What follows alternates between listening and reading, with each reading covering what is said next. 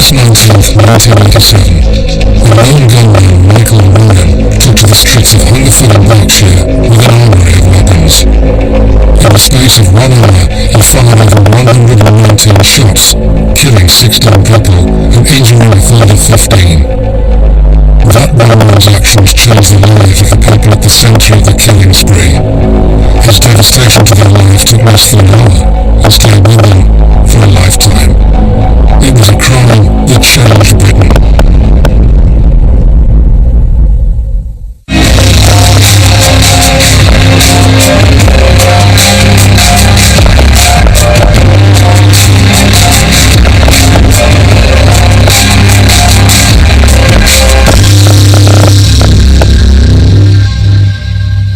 I could hear gunfire, and that's not, that's quite usual around here, but I knew it was the wrong type of gunfire. I knew something was wrong.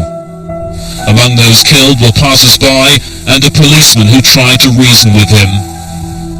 Just said to Mum, "Oh my God, I've been shot," to which her response was, "Don't be stupid." And with that, he just opened fire on Mum's side of the car. Many people knew the gunman, a local man in his mid-20s who collected weapons.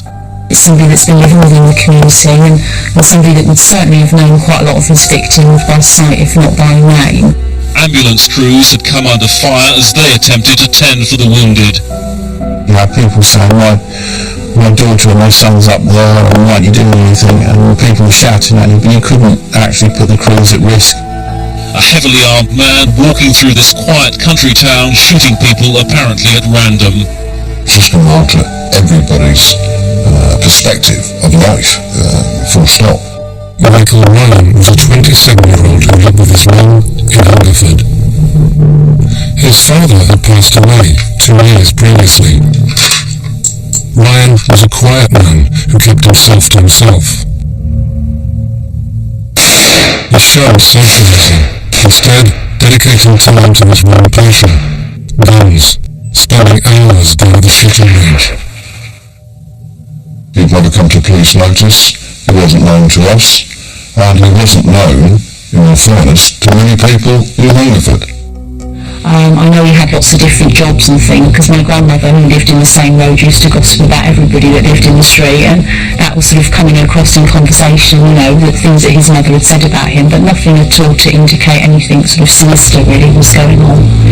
And I don't think anybody sort of quite believe that it was Michael Ryan, because a lot of other people wanted to come from South View and they were his neighbours. In the ambulance service, we took his father to the day centre on a regular basis, and the only time that I actually came across Michael Ryan was when we used to take him home, and sometimes he used to be sort of standing in the doorway. I was the only thing he was walking his dog when I was doing something for his mum's car, and that was it. Never seen him any other time. This film will tell the story of the Hungerford Massacre through the eyewitness accounts of 4 people at the centre of the tragedy.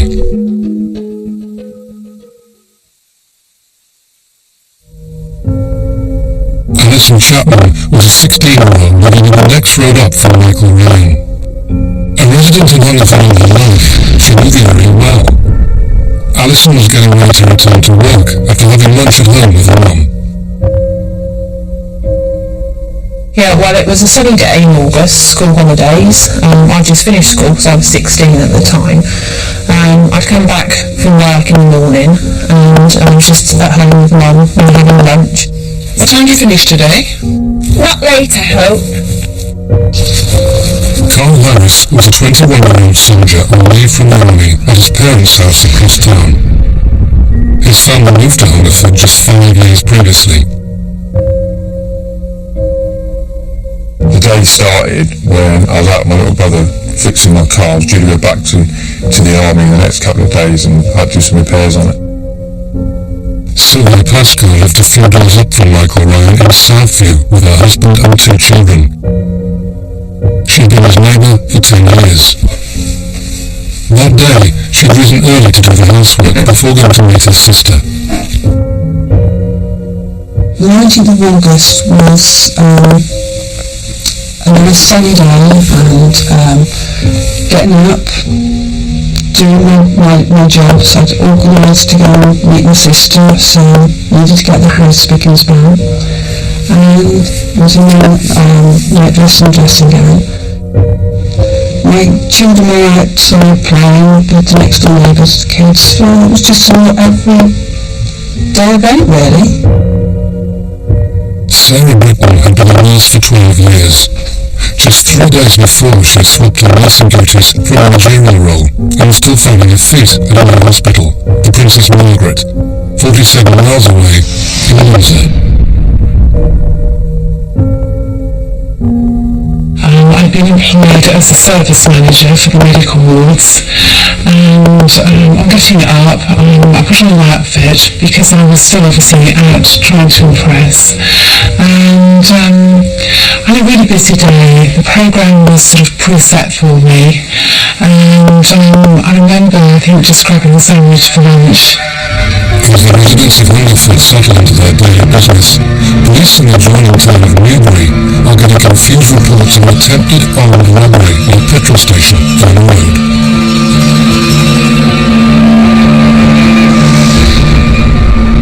These calls to the police are the first indications of a gunman on the loose. In Savernake Forest, 10 miles from Hungerford, Michael Ryan marches Sue Godfrey away from her small children and shoots her 13 times. He has just claimed his first victim. He then drives to the petrol station en route to Hungerford, firing his lieutenant. And now he's heading straight towards Alison Chapman and Oran. Michael Ryan has returned to Southview and set the family home on fire with the petrol they've just bought. When he returns to his car and it fails to start, he reaches breaking point. He shoots his dog. Then turns the gun on his neighbours, killing Roland and Shirley Mason and injuring Marjorie Jackson and Lisa Rodenhall.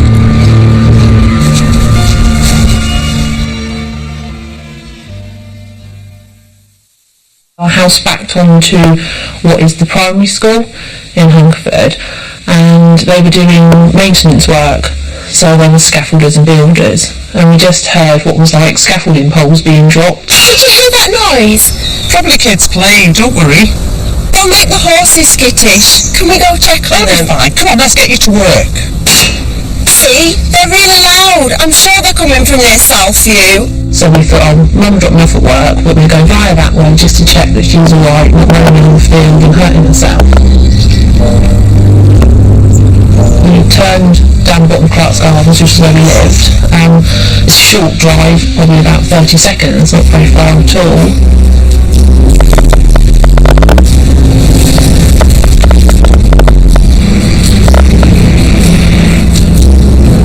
Alison and Oran head towards Southview. Over at the hospital, Sarah Britton is receiving sketchy reports of a serious incident unfolding in Hungerford. The gentleman that came in was the Deputy Unit General Manager. He stood in the doorway.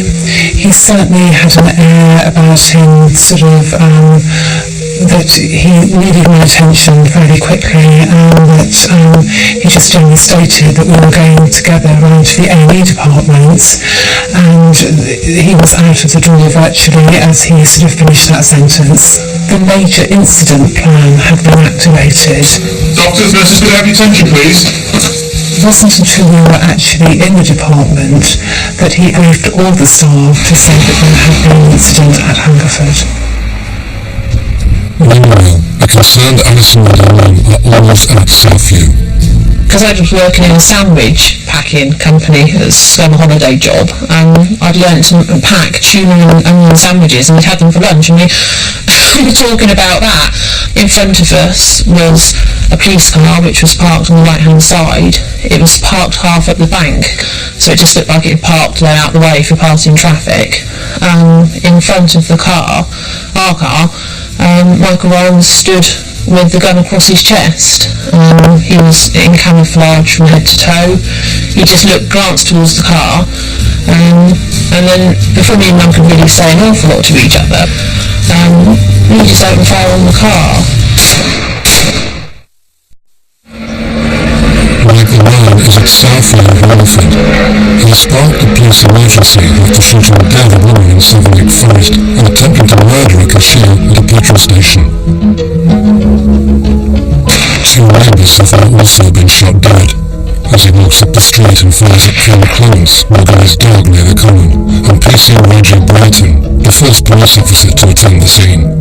He has now killed 5 people and injured 2 more. Alison Chapman and the mum have come to investigate the noises, mistaking the gunshots for scaffolding poles being dropped. What's the police car doing there? What's going on?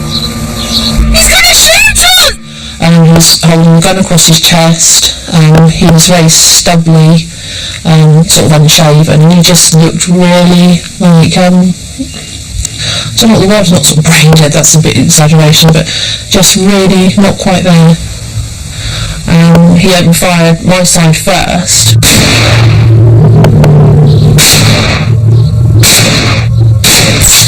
I put the knife down and pulling it up and just said to him, "Oh my God, I've been shot," to which the response was, "Don't be stupid." And with that, he just opened fire on one side of the car.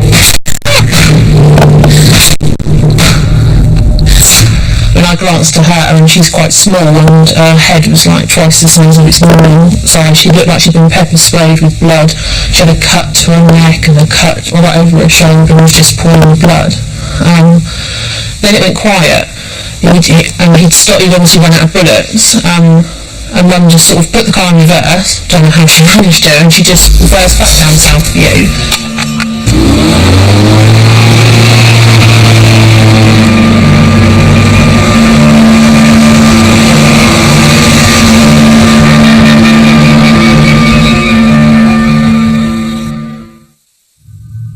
Across town, 21-year-old soldier Carl Harris has immediately been alerted by the noise.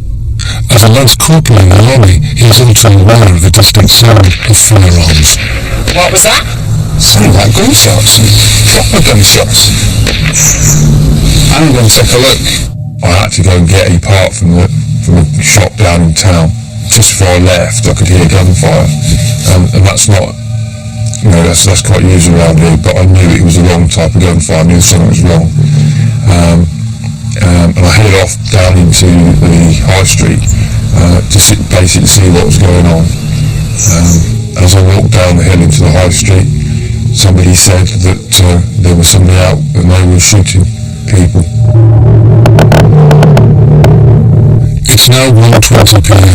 and Carl, concerned that the gunshots are something sinister, hurries towards the high street to investigate.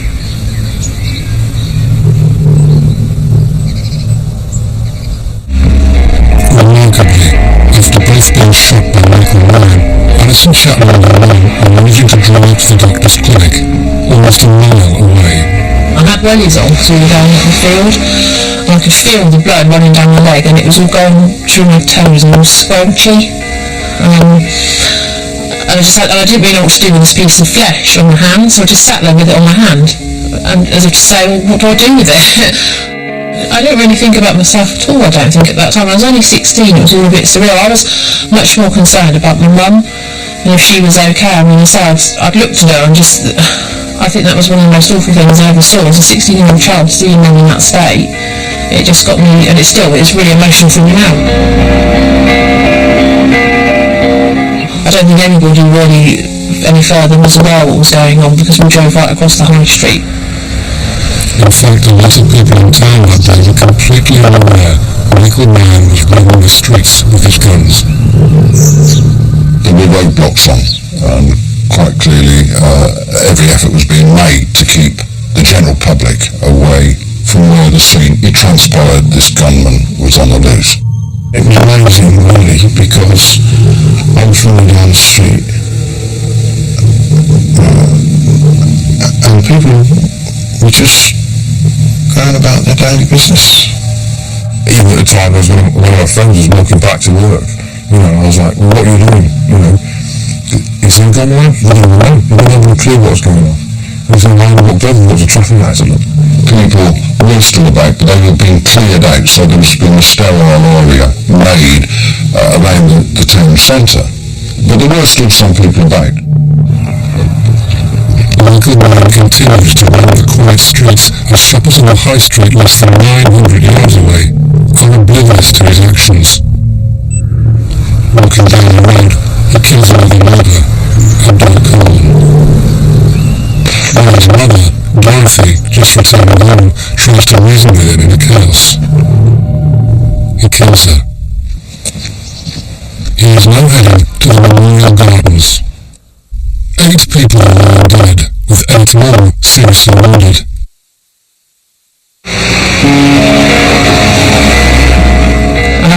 As we turned down into the Croft, Mum said, "Where shall I park the car?" When I was 16 at the time, I don't swear very often. I certainly didn't back then. My response was something like, "Just bloody stop the car." With that, we then crashed into the verge outside the doctor's surgery, which is where there's a big tree. The brakes had gone on the car, so we just sort of came into land. One of the nurses then came out with the doctor, and that she helped me into the surgery. With sort of, I had my arm around her and we sort of linked in. But so I was taken into a different room then and just kept with the nurse, she was rubbing my leg constantly, obviously trying to keep the circulation going, and I was asking her questions like, how big's the hole, because obviously it's in the bottom of my thigh and I couldn't see it, and she was sort of saying that sort of like saucer size, you know, and not to worry, we'll get you sorted out. Okay.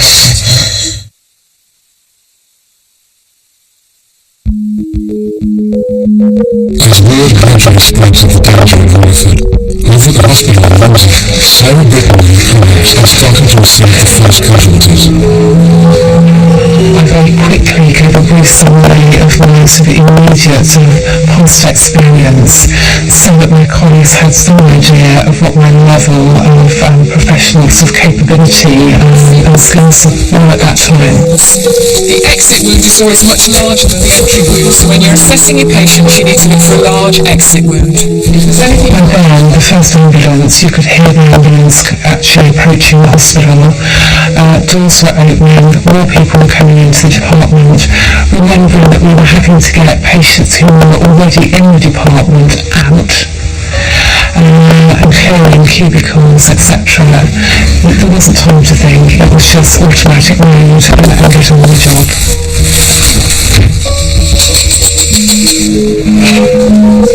Well, we knew that there was an incident in Hungerford, and then somebody, I think, actually said there had been a shooting, but I think we probably all thought at that stage that it was just 1 or 2. Nobody had any understanding of the number of casualties that were about to come through the door.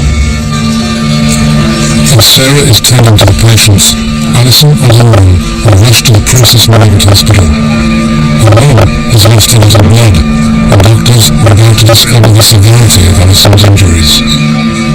I was taken out on a stretcher, and I was taken actually and just examined and had some x-rays. They just had a quick look and they actually stitched me up. Put me in the side room and said that I could go home. As Alison tries to cope with her injuries, her family are desperately trying to find out what has happened. First I knew was my dad called, and he was terribly upset, and never really heard my dad upset particularly, and said that my sister and mum had been in a car accident, and I sort of realised straight away that he wasn't sort of coming forward with what was necessarily the whole story. I remember it being chaotic when we got down there. I remember being dropped off at the front of the hospital and trying to go into reception and find out what was happening. I think the first person that came in and told me anything was Dad, before any of the doctors turned up, and I just remember him breaking down and being really, really absolutely floored and never seeing him like that, and then realising that it was a lot worse than I'd imagined, really. Meanwhile, back in Hungerford, Ryan remains unchanged as the police hunt continues. He's now moved on to kill Francis Butler in the Memorial Gardens, then calmly walk the streets, killing Marcus Bernard, Douglas Wainwright and Eric Vardy, and injuring a further 4. The death toll is now 12, with 12 severely injured. Carl Harris, oblivious to all of this, is about to discover the enormity of what is unfolding. So I just went up there, you know, to see what was going on. And it wasn't until I actually, I can't remember the name of the road, up the little cut, and walked round to the top that I actually saw him stood there. And I realised something was wrong. It wasn't until he actually started opening fire that I thought, basically thought, well, this is not good. In the last 45 minutes, 12 people have been shot dead and 12 injured as Michael Ryan roams the streets of Hungerford. As police hurry to stop any further bloodshed, Carl Harris has just caught Ryan's attention on the corner of Priory Road. They now stand face to face. I don't think he saw me first of all, and I carried on up. He then just turned around and looked straight at me. Here, I do believe this house here at the time had a high hedge. I don't remember it, but I found myself in the garden with somebody afterwards told me that I'd actually dived through the hedge and just was waiting there. I could hear gunshots, but I didn't know whether I was hit. What's it like to be hit? Does it hurt? So I'm obviously feeling myself. As Carl takes cover, police are still struggling to locate Ryan's whereabouts, largely due to halted communications. To add to this, the usually swift firearms department are on a training exercise over 15 minutes away, making a quick response difficult. The Ryan family home in Southview is now blazing uncontrollably. Fire crews aren't allowed to get through, and it is safe to do so. And as the fire destroys adjoining homes, just a few doors up, Sylvia Pascoe, a neighbour of Ryan's for 10 years, is trying to save the life of a 14-year-old girl. Suddenly I heard breaking of glass and sort of stopped for a few seconds. My son came running in to get me because I'm in St John's ambulance, so his first port of call was, I'll get him. So I dropped everything, wasn't dressed, went round with him, and I went into my next neighbour's kitchen to find a young girl that was standing there saying, I've been shot. I thought, Dolores, doesn't happen. And she was worried about her trousers. They were sisters and they were yellow, but they started to turn pink. And my first reaction was, I need to find out what your injuries are. I'll lay you down because you're going to fall down. I could see that there was a nasty gash in the top of her leg on the right, and there was blood pouring from this, and I thought to myself, well, I need to stop it. And I had a neighbour there who said, I'll get whatever you need. So, Robert, And we grabbed towels, etc. I do. I don't know whether this will help. And we put the leg on the flower pot to raise it. In the background we could hear what I would call firecrackers. And it still didn't sink in, because my main concern was, stopping this bleeding and making sure she wasn't going to go unconscious. I stayed by her side, on my knees, with the only way I can describe it is one hand supporting the bottom of the leg and then one over the top, with all these towels on top, and just pressing down for direct pressure. We didn't use tourniquets, and going through my mind was, what can I do if this doesn't work? As Sylvia desperately tries to save Michael Ryan's youngest victim, the gunman is still at large. His route has steered clear of Ryan High Street. Although police blocks now stop people entering the town, a lot of residents there are still unaware of the tragedy. Michael Ryan has made his way from Southview to Fairview Road, then back up Southview, across the playing field to Clark's Gardens. He has then walked over through the Memorial Gardens to Priory Avenue and Terrace Hill, randomly firing at people as he goes. Well, it was some time before the firearms officers could actually get into the scene, because we didn't know. We were getting reports of shots being fired, there were reports of people having been shot. Some people were injured, we knew that. The telephone system was just incapable of taking all the emergency calls that were coming in. So it was very difficult to piece it all together. But yes, we got an idea of the route one was taking up through the playing fields towards the school. Michael Ryan is now on Priory Road, after taking aim at Carl Harris. And then there was a change in the tone of the shots, and I recognised that as being a pistol, and then it all went completely deadly quiet. And as I came round the corner, I could see that Michael Ryan had gone up the road, so I was pretty confident where I knew he was. And as I came round the corner here, there was this red Renault 5, I believe it was, and it was literally just rolling down the road here. I started walking up, and I remember somebody looking at the car, and they started shouting, "She's been shot, she's been shot." So I chased after it, and I think it was around about here, and I managed to catch up with the car. And as I pulled her up and got the door open, somebody appeared, and I assumed at the time he came from one of these houses here. And he said to me at the time that he was a off-duty ambulanceman, and he gave me a hand to carry her, and we carried her across to the grass, and I believe it was just here, and the ambulance came, and they basically took the girl away. And then I remember I just sat on the grass. There was this little old lady, and she came around these sort of like, these cheap car plastic boxed type first aid kits, which really are no good for really anything other than a cut finger. And she said, "Oh, this will help," and I said, "Oh, thanks very much."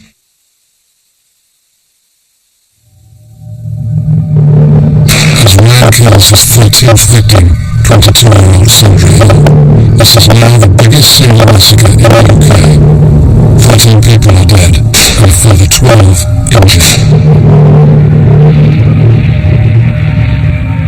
As ambulance crews wait in the high street, they are desperate to reach the casualties. Like the police and fire crew are restricted because of the danger. No one knows where the gunman is. In the initial stages, one of our ambulances was shot at, and luckily the crew did get away, and we didn't want the same thing to happen again. It was immense pressure because you had people saying, my daughter and my son's up there, and why aren't you doing anything? And people were shouting at you, but you couldn't actually put the crews at risk. You had the crews, in any of our jobs that we're doing, we have to put the crews' safety first. Despite the potential risk, brave paramedics are gradually getting to the victims. Then, making a 15-minute journey to the hospital where Sarah Britton is trying to cope with a rising number of casualties. There seemed to be more and more people coming, so that every time I walked up again around the main departments. And I think at that stage, I was just looking, where is the drugs cupboard? Where are the bandages kept? Where do I find equipment? I was literally just being another nurse, if you like, and a member of the team, an additional pair of hands. You expect perhaps one or two, but when you start getting into double figures, I remember thinking, when is it going to stop? Like in Hungerford, as Michael Ryan makes his way up Priory Road, police are calling in more backup, and ambulance crews are anxiously waiting for clearance. It was important to get people out of the situation as many as we could, but at the same time we've also got the problem of the person running around with the gun, and we don't know where he is, so if we don't want to send the ambulances up into a danger area, one would be detailed to go to Priory Road, another one would be detailed to go to Torrance Hill, and it was sort of one ambulance to one section, as it were. Over in Southview, as paramedics managed to reach Sylvia and Lisa Ravenhall, she has been shot 4 times and is losing a lot of blood. As they tend to her severe injuries, Sylvia is left to seek refuge at her neighbours. Both myself and the neighbour, we were sort of just stood there, and we just sort of looked at each other, and we went to number 11. Nobody had told us who it was that had the gun at that time, because we had no radio on, no television on. We were sitting in the bedroom and we were sort of talking. I remember one of the kids dropped the loo seat and we jumped, and Then suddenly we looked out the bedroom window and there was these police in the school field with riot gear on. And we shouted and they said, right, when I tell you to run, I want you to come to the front door and I want you to run. I don't want you to stop, I want you to carry on down the road and I want you to run. As Sylvie remains unaware that Michael Ryan has killed 13 people and injured 12, including Lisa, Carl Harris, who's already come face to face with a gunman, hasn't turned on his heel. Instead, he's now running towards Michael Ryan, trying to save others. I was very dubious about going around the bend, because you go around the bend and the road is dead straight all the way up. And I thought, if I go around there, you can see me and help me out. I made the decision that, there's people out there that need help, I'm going to go out there. So, on the left-hand side there's a whole row of cars, and I sort of worked my way up, keeping low between the cars and the wall. And then I stopped, and I just didn't feel something, I felt that something's not right. And I had a sort of quick look over the car, and he was actually come back, and he was actually just on the other side of the car. And at that point I was like, I'm getting onto this car. And it was quite eerie because you could see his foot, you could see his feet. It was a silly little thing, it was like, my feet in. Have I got all my hands in, my feet in, he's going to walk around and find my foot.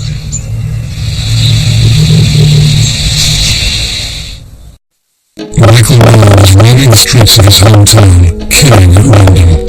In 55 minutes, he has killed 13 people and injured 12. He remains unchallenged. As police scramble to pinpoint his whereabouts, brave soldier Carl Harris remains undeterred by the danger and tries to save people in Ryan's wake. I felt that something's not right. And I had a sort of quick look over the car, and he was actually come back, and he was actually just on the other side of the car. And that's why I decided to get underneath the car. It was quite eerie because you could see his foot, you could see his feet. And he walked, stop, walk back again, and then he walked off. All I could hear was a woman screaming, absolutely screaming her head off. And at the time I was thinking, that's good, because she's screaming, she's alive. And I remember being crouched down, and I remember looking up and I could see the car. I remember sprinting across to here, and I think the car that had been crashed was round about where the bins are now. So I literally stayed down, and then made my way up towards the cars. When I got to the car, I realised that a shot had gone through the windscreen. And I later found out that they'd been actually driving down the road really far of them. And it was the driver that had been hit. The person screaming was his wife next to him. And he'd been shot in the neck. The lady goes to me, I'm a nurse. And I said, stop bloody screaming and give me a hand. Get out of the bloody car and give me a hand. And again, an ambulance appeared. Please, is he going to be alright, Ian? Look, can I leave him with you now? Okay. Meanwhile at the hospital, Sarah Whitman's job is getting harder by the minute. What was one or two casualties is now really very long. Calls from friends and loved ones are also swamping their systems, and Sarah is juggling her time between urgent nursing duties and dealing with inquiries. As more patients come through, Alison's mum is rushed to intensive care with serious throat injuries, and Alison's leg injuries are baffling doctors. Try and relax your leg a bit. I was taken out on a stretcher, and I was taken actually and just examined and had some x-rays. I just had a quick look and they actually stitched me up, put me in the side room and said that I could go home. When we first went to see Ali, it was quite a positive story really, because they'd sort of finished sort of cleaning her up and doing all the checks, and sort of I think probably were in the process of stitching her up, and I remember she'd had some injections I believe, and at that point they didn't realise that she still had sort of a bullet in her. The urgency to contain Michael Ryan is immense. A police speaker system is warning residents from a helicopter above. Firearms officers are now being briefed, and sightings are still being reported. Michael Ryan remains at large. He is on Prime Road after entering the house of Victor and Michael Gibbs and shooting them in their kitchen. He then walks next door, shooting Michael Jennings, and across the road, firing at Mara Gator through a front window. 16 people now lie dead, and 14 injured. Carl Harris has been chasing Ryan for the past 40 minutes, and is still risking his life to try and save the gunman's victims. This lad came out from about 2 houses away, and he goes, "My girlfriend's been shot." He took me upstairs, and in the front room on the big bed, the girl was lying there, and she had the fashion of the day with the tight jeans and that lot, and you could see an entry wound and her leg. We carried her down the stairs and sat her down and said, "Get in the back room." So we go to the back of the house, so if anything happens, you can't be seen. Somebody said to me, someone's been shot in that house. And I thought, oh, God, get off me. And here where this new fence is, there was like fir tree type fence hedge. And I actually went up to the front door, banged on the door, couldn't hear anything. Hello! Lifting the letterbox, and one of those letterboxes got a flap on the inside as well. So I was lifting it up, and as I looked in, I could see a guy sat on the stairs. So I started shouting, "You're alright, talk to me, because I've got to get in." And he then sort of brought his head up and looked. He says, "No, I'm okay." I said, "What's happened to you?" He said, "I've been shot in the leg." My neighbours. I said, "Well, I need to get in and see you." And I said, "Watch out, I'll kick the door in." He goes, no, I can make it. And I remember him dragging himself across the floor and leaning up and opening the door. Got in there, picked him up, moved him back to the stairs, and again, he'd been shot in the leg. He shouted back to me and he says, "Can you check my neighbours? Something's happened there." So I sort of tore through the hedge and got to the house next door, and I knew it was going to be bad straight away, because I had a whole glass front door and all the glass was shot out. As Carl rushes to the house, Alison's condition alarmingly deteriorates. I then had a policeman come in, he wanted to take some statements. He was talking to me quite normally, and he looked down and he just went really pale, and I thought, what's he looking at? He looked down and all the stitches had come apart and the leg was just pouring with blood. And it was almost when they were getting ready to move her to a ward away from the intensive care unit, because obviously other people were coming in that were in worse state really, that she collapsed, and then they realised that there was something that was still sort of not very right with her.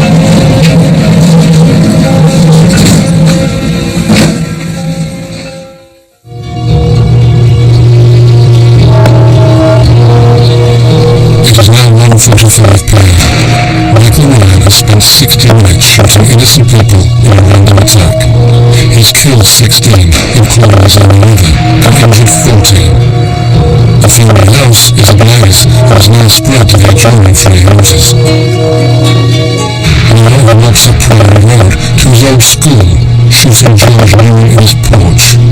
As police start to close the net, and Carl Harris has just reached the home of Victor and Michael Gibbs. This was the one stage I remember being extremely nervous about, going in. What do I do? I was trying to be, tactical about it, military-wise, and sort of going in carefully, keeping low, and all the sort of things they trained to do. And because I was doing that, I didn't realise there was a big, massive pane of glass, and I started walking on the glass. And it made an awful noise, or it felt like an awful noise. And then I heard a noise response, and I thought, oh God, I just stood there. And then that noise, I could suddenly hear was a woman's voice, and she was like, "Help me, please help me, my husband, please help me." And I dead quiet. I thought, if he's in the house, he must have heard that. He will respond. I'll hear movement from somewhere. And the stairs isn't right. I was literally just staring at the stairs, in case he came down. And nothing happened. So I started making my way into the kitchen. And to my right on the back, there was like a kitchen back door, and there was this old lady that was sort of like curled around the door, with her back to the door, and her husband laid on top of her. And it was like straight away you could see her husband was trying to protect her. And she goes, my husband, is he dead? I said, no, of course he's not dead, don't be silly. He doesn't want us worrying about you. And I remember lifting him up and pulling offer it. And she'd been shot. I remember having this plastic first aid kit, and I just looked at it openly and went, that is just so no good. And I thought, I need more kit. Basically, I need more kit. I was going to run back across the road to where the girl had been shot before and asked them if they had a first aid kit. And as I came out, I thought, no, still don't go over it, and so I'm running straight across the road. As I came out of the house, I looked up this road, obviously I looked left before I went across, and right at the bottom of the road there was an ambulance. So I stood there like a madman waving. You know, it suddenly dawns on me then, like, you're facing down the road waving like a madman and he's behind you somewhere. You know, so it was sort of like backing to the side and fuming. They always spotted us and they flashed the lights. Carl helps the paramedics with 4 of Michael Ryan's victims. Over 3 hours later, he heads up to the school. It is now 5:26 p.m.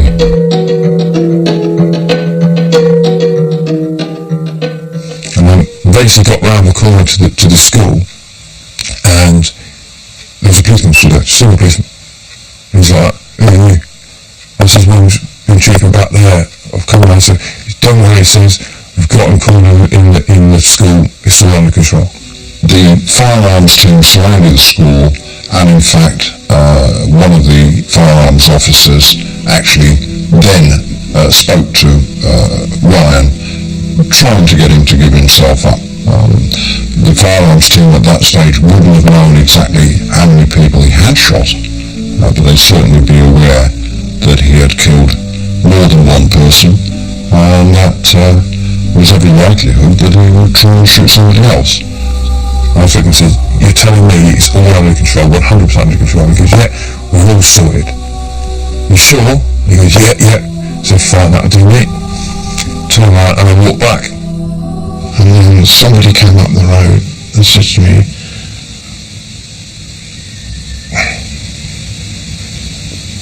sorry, Carl's on the high street, he's all covered in blood.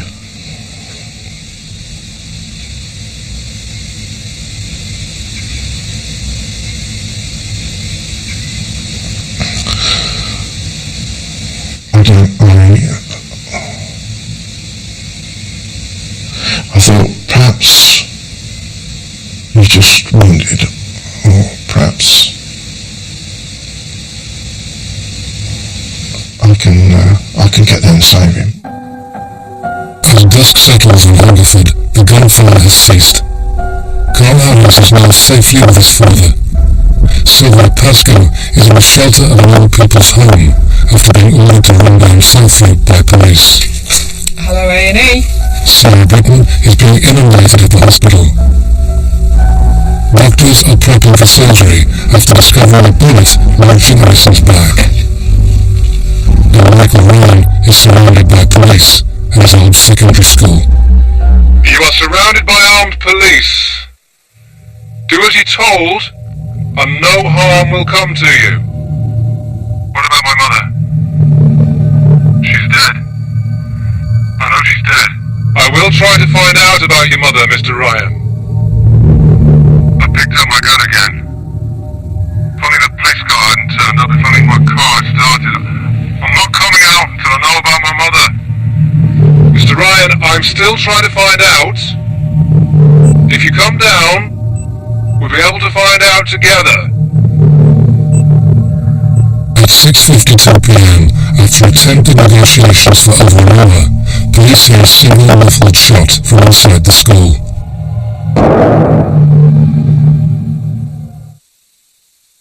At 8:10 p.m, just over an hour later, they enter to find Michael Ryan dead in classroom 6.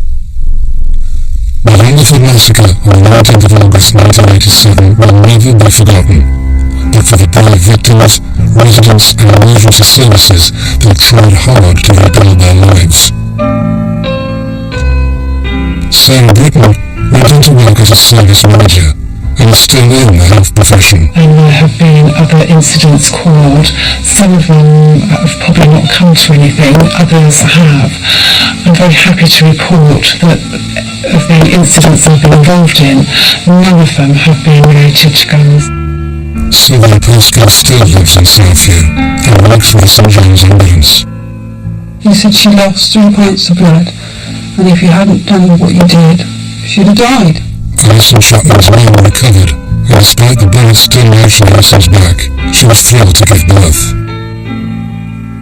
Just time to get on with it. I mean, I'm still here. You know, I've got a wonderful husband and a beautiful son, so I'm making the best of what I've got. Carl Williams is now a captain in the British Army. He received a commendation for his bravery. He handed me a letter. He said, "This is from Buckingham Palace." And I sat there and opened it up, and he goes, "What's it say?" He said, "What's it say?" And I said, "Oh, I've been told that I'm going on the honours list, so I'm getting the Queen's Commendation for bravery." But I was determined that one person was not going to stop me living in the house that I loved, in the neighbourhood that I loved. Michael Ryan took just 1 hour to leave a trail of devastation that tragic day.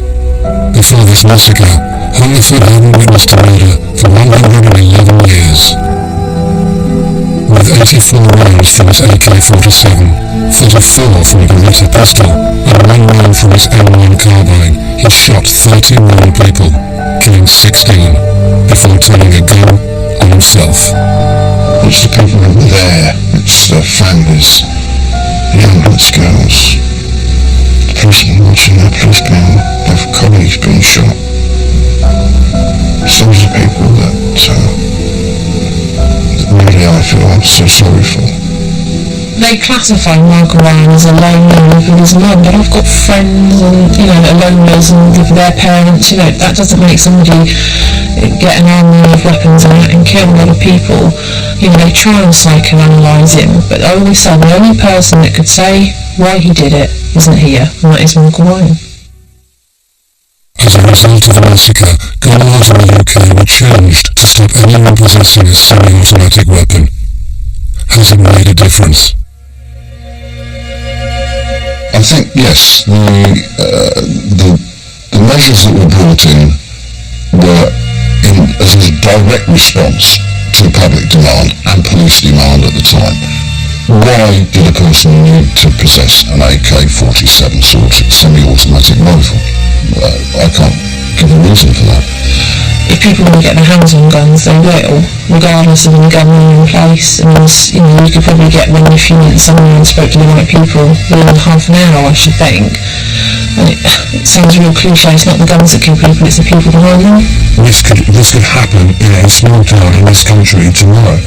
And to be honest with you, I think the people will be better equipped for it, but I don't think the response would be much better at the time, because it wouldn't be expected.